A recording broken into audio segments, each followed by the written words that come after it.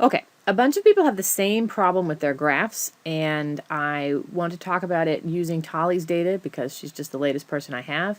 But I want you to look at this horizontal position of this horizontal velocity graph. Look at the time numbers, 0, 10, 20, 30, 40, 50, 60 seconds. That seems to indicate that this has been going for 60 seconds. But if I look at the actual time data, it only goes up to 10.87 seconds. But notice right here, there's 60 data points. So what your graph is really plotting is the velocity, which is what this graph is, versus the number of data points. So the fix of this is kind of complicated. On a PC, you would right-click in the white part of the graph and go to Select Data. On a Mac, I assume you would Command-click or Control-click, and hopefully you would find this.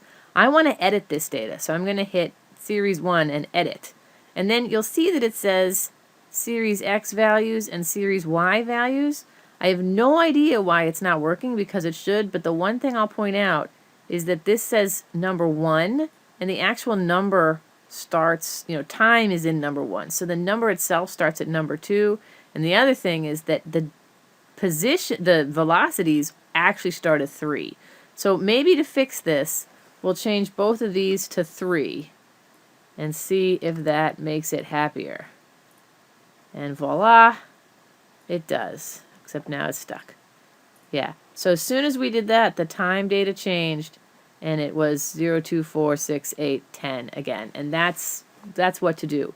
If that isn't your problem, and you go to Select Data, you might find that this X value is completely blank. Because if it is blank, then one thing that'll happen is that, again, you'll get 10, 20, 30, 40, 60. You'll get the number of points. So if that happens, you want to edit your data, and then if X is blank, you want to pick the time data that matches your velocity data.